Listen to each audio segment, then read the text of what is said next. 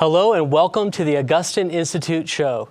My name is Dr. Ben Akers. I'm the Executive Director of Formed, and I'm filling in for Dr. Gray this evening, who can't be with us. If you've not joined this show before, this is a weekly live call-in show where we have conversations at the intersection of faith, culture, and the life of Christian discipleship. And tonight's episode is no exception.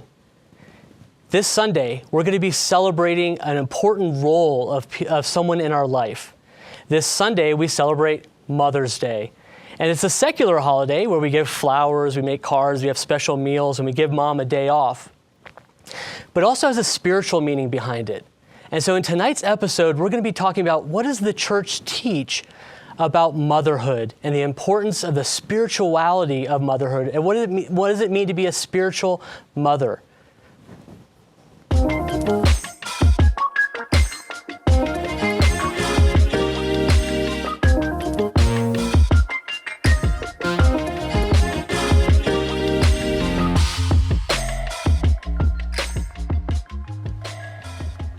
Tonight I have a special guest. Tonight my guest is Annette Bergeon, who is the Executive Director of Endow, which stands for the Educating on the Nature and the Dignity of Women. She is a wife, a mother of 3 children, and works for a wonderful apostolate that I've known for many years. And so, Annette, welcome, and thanks for joining me. Absolutely. Thank you. I'm very happy to be here. Please tell, for the viewers that were watching at home that don't know about the mission of Endow, what is Endow? Endow is a Catholic women's apostolate, and we prepare study guides, and the apostolate was actually formed by 3 women, Marilyn Coors, Terry Polakovic, and Betsy Considine, when they read Pope John Paul II's letter to women that he wrote for the 1995 United Nations Council on Women. And they read this letter. It was a letter that Pope St. John Paul II wrote for the council, but it actually was addressed to all women. And they had the idea that the document is so inspiring. I don't know if you're familiar with it, but they had the idea that, wow, all women should have the opportunity to read this document. And that's when our initial foundational study guide was created. It's on Letter to Women, and it really unpacks the teachings of St. John Paul II about women and about the nature and dignity, the God-given dignity of women, and he talks a lot about the feminine genius, which is also a topic that once women encounter it and they learn more about their own dignity, it's really transformational. They all of a sudden, it can impact so many areas of their life because of the profound nature of the teaching. Well, you're really involved with Endow as being the executive director. How did you get introduced to Endow, and when was that? Okay, so I actually got introduced to Endow about 10 years ago when a good friend of mine invited me to be a part of an Endow group.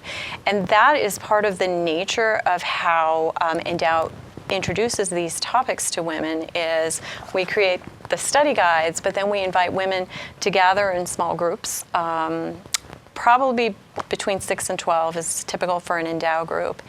And it's wonderful because there's no homework, there's nothing to prepare, but we actually read the documents out loud together, which creates a shared experience. So now all women, all the women in the group are hearing the words of Pope John Paul II or the writings or the teachings of the saints, because we also have study guides on many of the saints. So you experience it together, and then we have discussion questions where you can unpack, okay, how is something that Pope Paul VI or Pope John Paul II or St. Teresa of Avila, how is something that they said, hundreds of years ago, 50 years ago, 20 years ago, how is that relevant to my life today?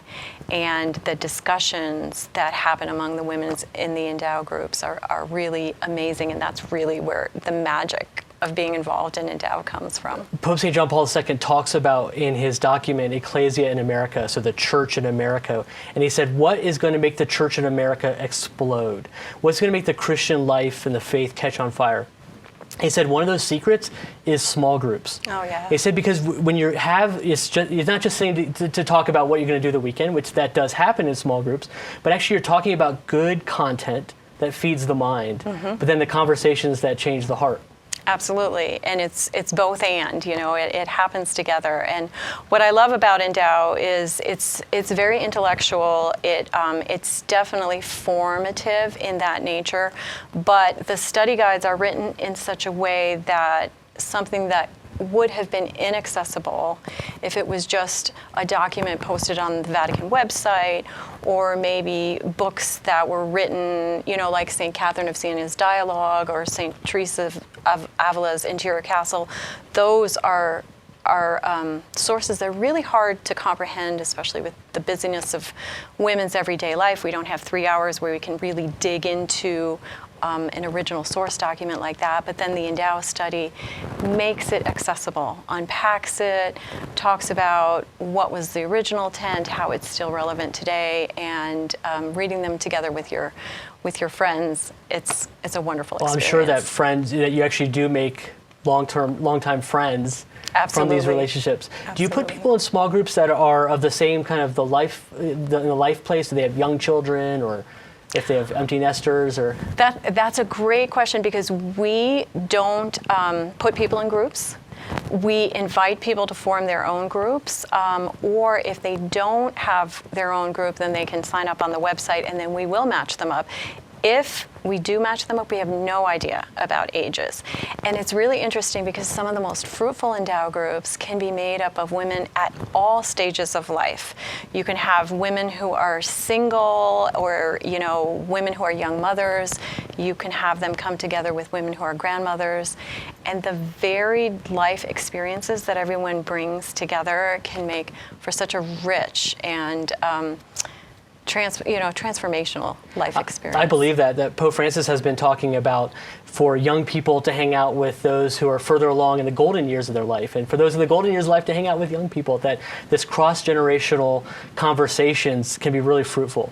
And we see that. We see that at Endow, but we also see women who are looking for community, sometimes desire to build their own group based on women from their parish, women from their neighborhood, maybe women that they have met through their children's schools. So there's really no format for an ideal for an Endow group. There's no typical makeup. It's just whatever the Holy Spirit wants to create. That's beautiful. For you who are watching at home, I'd like to invite you to participate and join the conversation that we're having. Our text line is 720-650-0100. So 720-650-0100. You can also make comments if you're watching on Formed, in the comment box below the video where you're watching. So my guest today is Annette Bergeon, who works for Endow, a wonderful women's apostolate that introduces people to wonderful rich texts from the papal magisterium, written by popes, but also by saints and doctors of the church. Absolutely. If someone wanted to start, so our conversation today, we're going to talk about spiritual maternity. Mm-hmm. What does it mean to be a mother?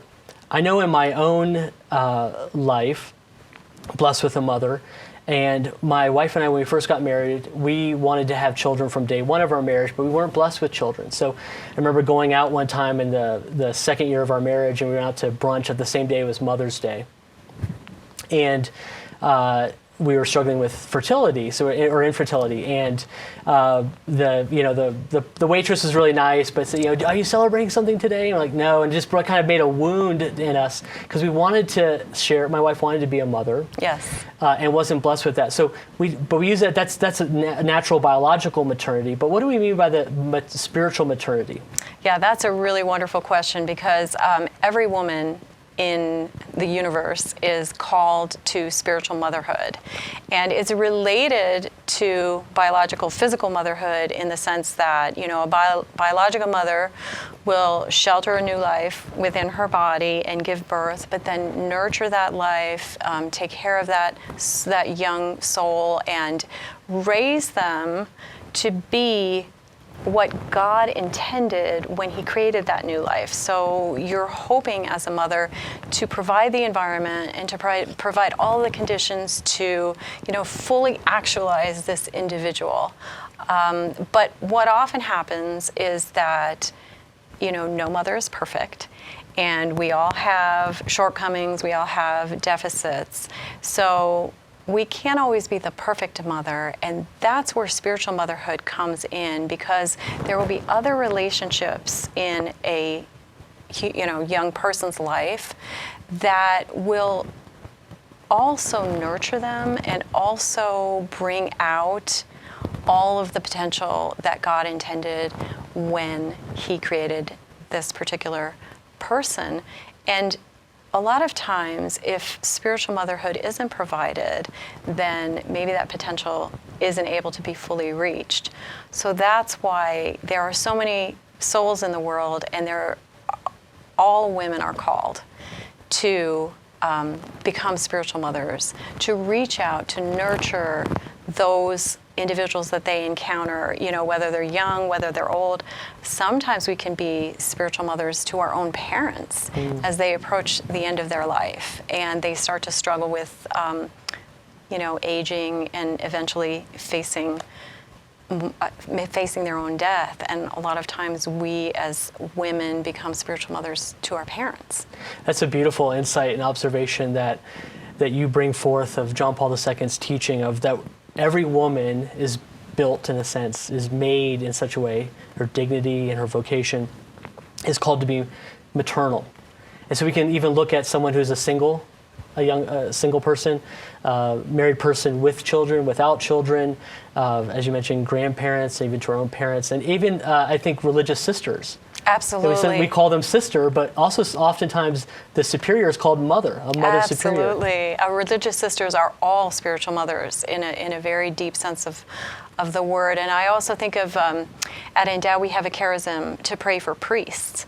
So Endow women become spiritual mothers for the priests in our lives, in our communities, by praying for them, by caring for them, by recognizing, when they might have a need or a deficit that we can provide, whether it's through spiritual support or whether it's actually through sending cards and encouraging and emails and just affirming them in what they're doing.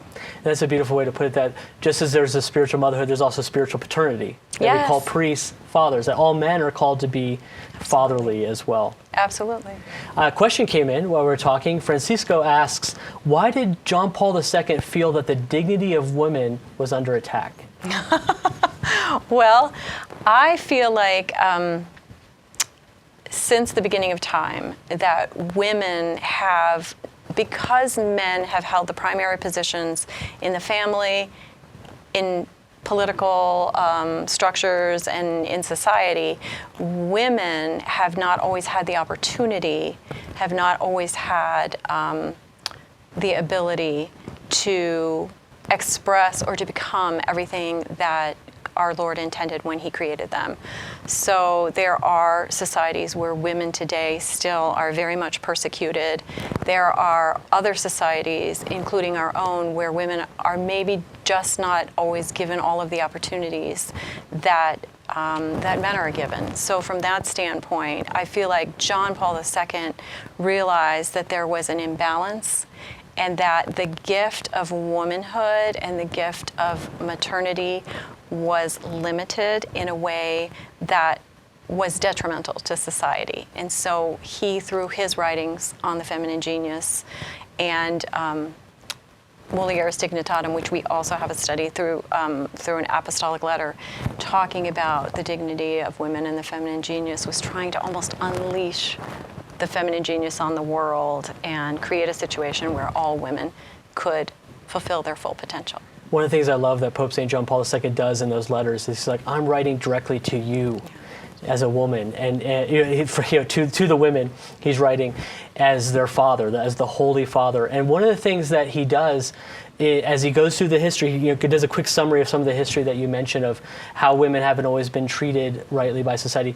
He says, but it wasn't always meant to be that way. Mm-hmm. He takes it back to the garden. He roots it in divine revelation, the very first chapters of Genesis, where he says, no, man and woman, Adam and Eve, were created in the image and likeness of God, and they have equal dignity to help each other to reign, to be fruitful, to multiply, and to subdue the earth. Right.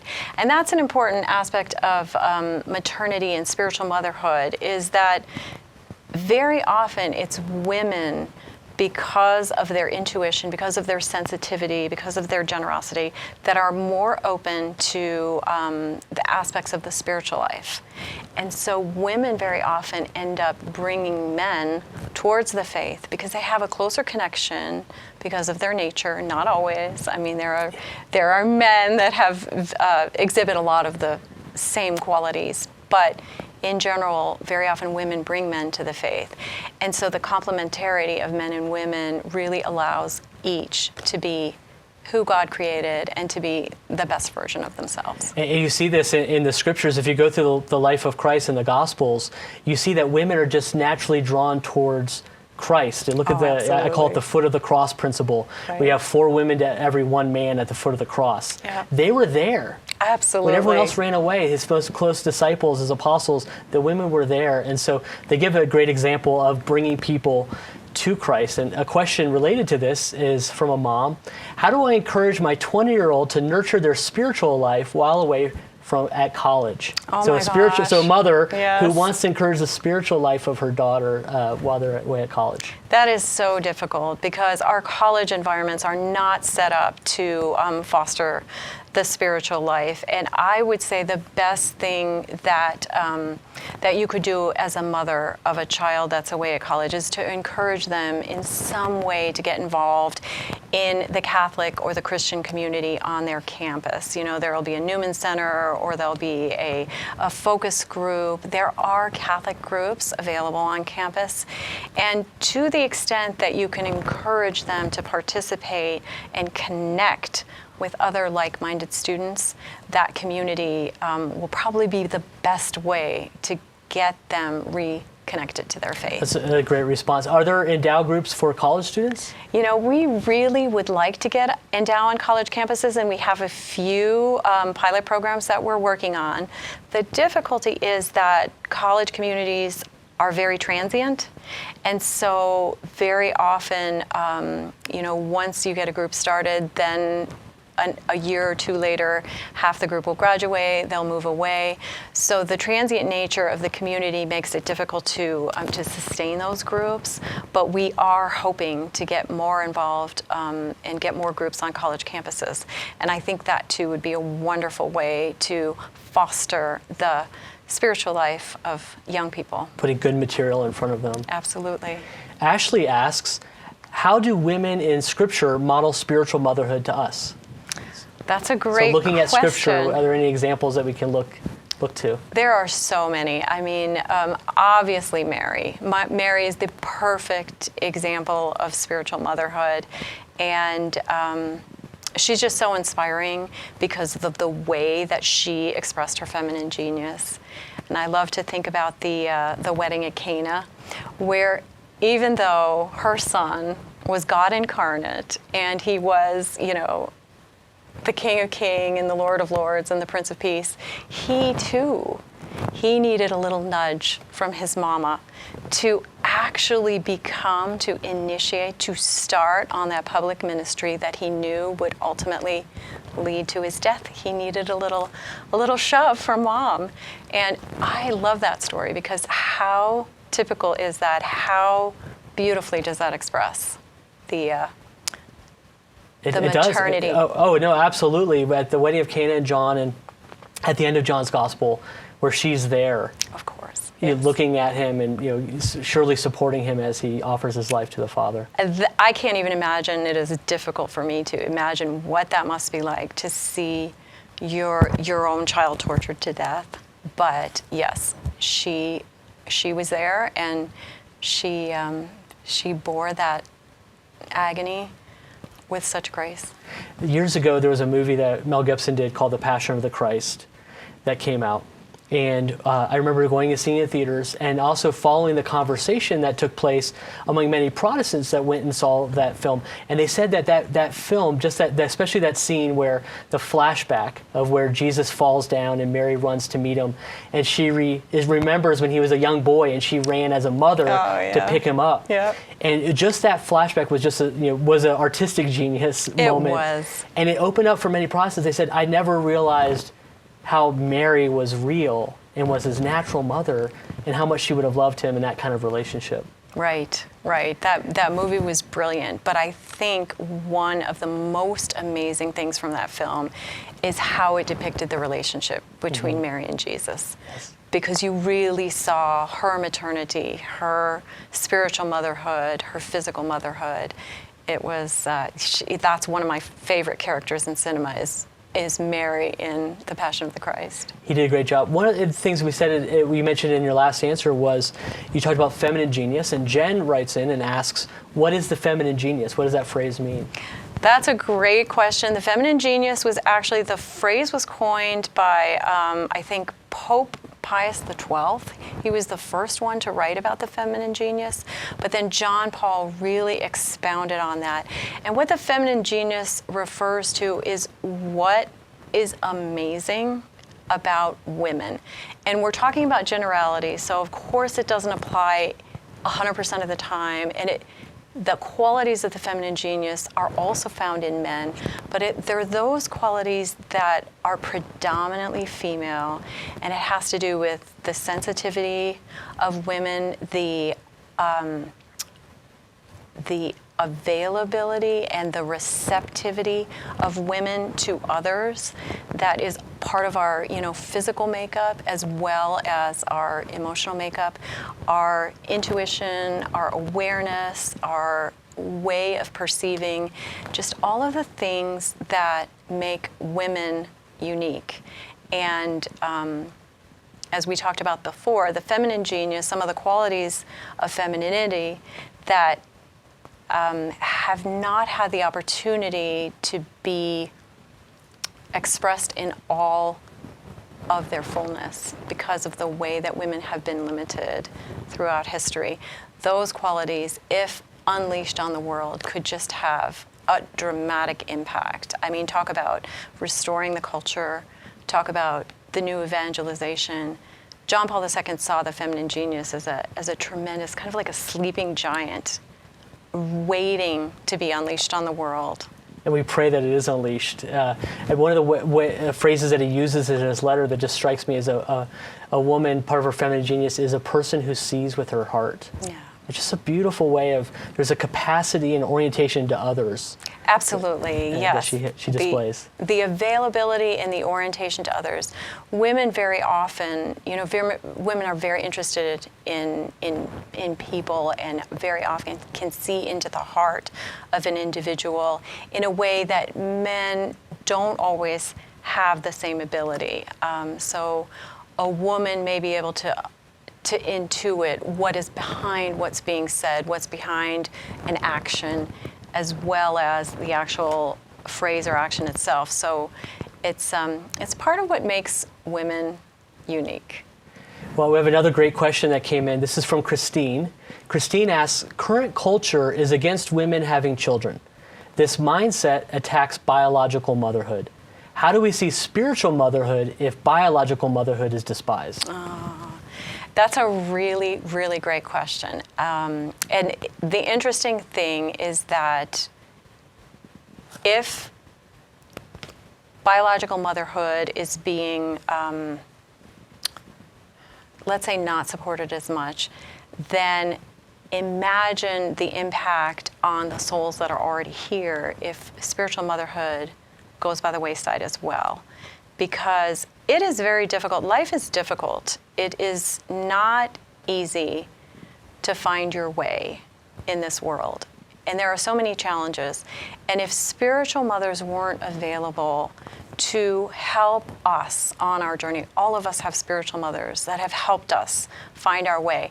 And if that goes by the wayside, I don't even know how humanity will make it. Because, God didn't intend us to figure all this out on our own as individuals. He intended us to work together, to come together in communities, to have multiple influencers. And if everyone just becomes so isolated, then I can't see how we'll find our way.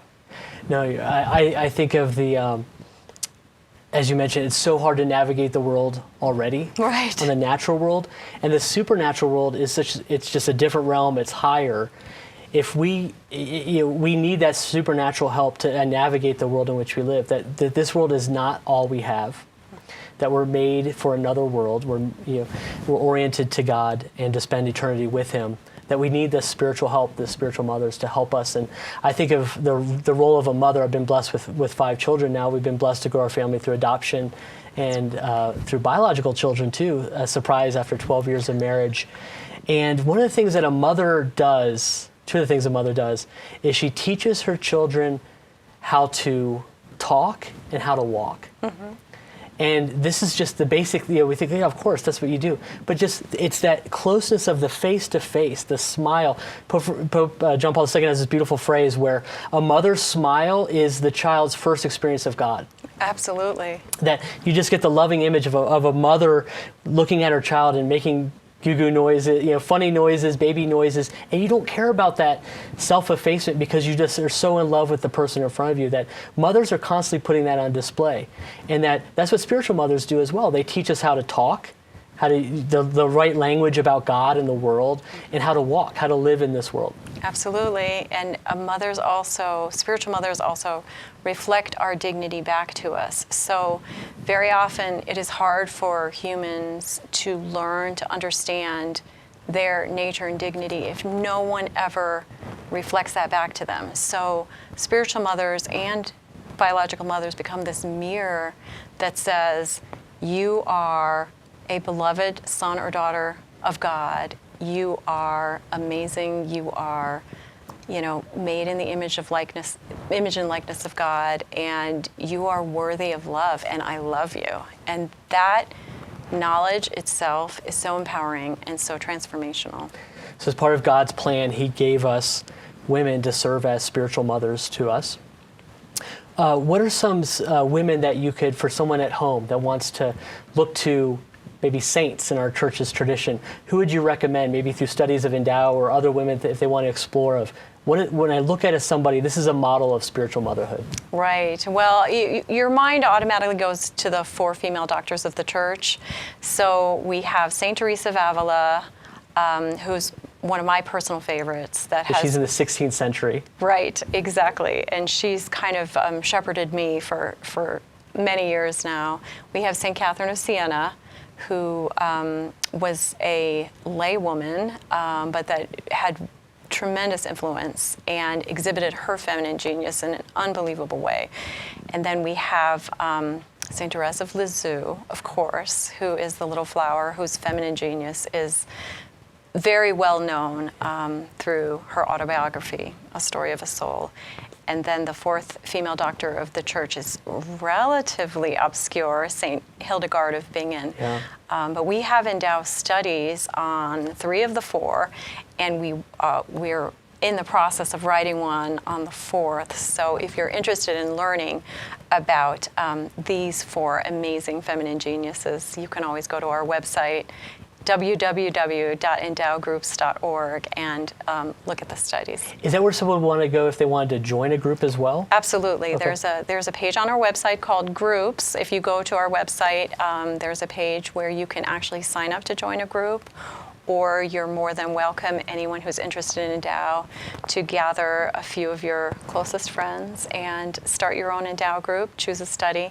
There's a lot of resources on our website for women. So if someone's never led a study before, I could see someone watching this show and say, that sounds amazing, I want to learn about Teresa of Avila.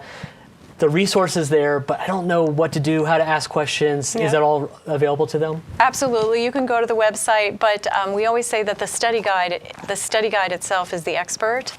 So you don't need to be an expert in anything. You just have to have a desire to learn, maybe a charism for hospitality where you can organize a meeting place and a a time so you can coordinate that, and then invite your friends. And the study guide will be the expert. You learn together. You have this shared experience of reading the documents out loud, and then just let the conversation go where it leads. Well, thank you, Annette, for joining me, and thank you for joining at home with this wonderful conversation about spiritual maternity. Join us next week, where Dr. Gray is going to host Raymond Cardinal Burke, who was just named by Pope Francis a cardinal priest. So really exciting. Thank you for joining us, and God bless.